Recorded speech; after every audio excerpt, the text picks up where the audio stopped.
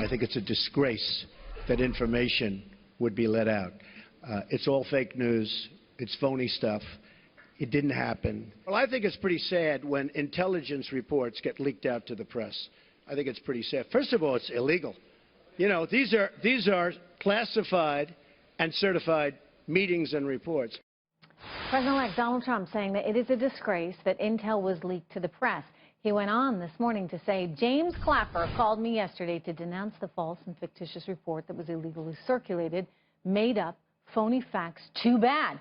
Clapper denies it was leaked by the intel community. So if our intel community didn't leak it, then who did? Is this potentially payback by the intel community for some of the criticisms Trump has thrown their way? Joining me right now, the former head of the CIA, Ambassador James Woolsey. Ambassador Woolsey, always good to have you here. Help me understand this. Like, how does this information wind up making its way to reporters in the first place? Well, it's hard to say, but it may well not be the intelligence community, but rather someone who has obtained access, somebody in some of the policy positions or political positions. There has been a good deal of hostility toward Donald Trump by some folks in the government in those capacities. They were almost unanimously in support of Hillary Clinton, and I think a lot of them were very surprised, like a lot of the rest of the population was, by the outcome of the election. So you think then, Director Woolsey, that this actually was us, somebody in the intel community here in the United States of America? Sorry, it's breaking up. The sound's breaking up. Oh, hopefully you can hear me. Let me know if you can hear me. My point, and they'll try and work to correct that audio, is only, do we think that it potentially could have been someone here in the U.S., in our own intel community? It sounds like what you're telling me. I mean, and who knows, right? It's hard to know these things. But he didn't have a lot of friends in the intel community. He probably didn't win over a whole lot of friends, well, Director Woolsey, in the intel community with some of the statements he made. Well, maybe, but you know, my experience with when I was director, with the members of the professional members of the community, was that they were very good Americans and they didn't leak things. But sometimes they would know people who would.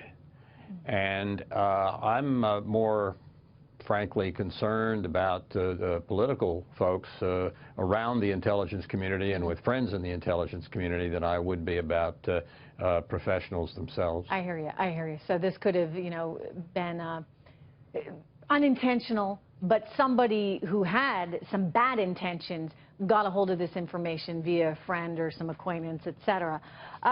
You know, what does this say, though, about us overall? I mean, you know, it's one thing for Russia to try and interfere, and that's something we all should be concerned about, and that needs to be investigated.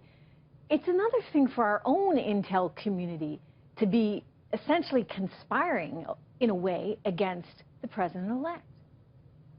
Well, I don't think they are conspiring against the president-elect. You're right, it would be a very different thing, but it's not the first place I would turn in trying to ascertain who had leaked something. It would be, as I said, it would be people they know or someone that they slipped up and said something to and then took it much further and embellished it.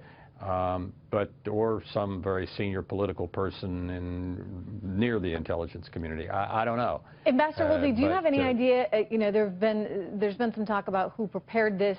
Apparently, an intelligence officer out of Great Britain may have prepared this document. How do these documents get prepared in the first place? Would that have been prepared for U.S. intelligence, or was it prepared potentially for some political opposition research? I mean, how does this come to be in the first place? I don't know. U.S. and Britain work together on things all the time.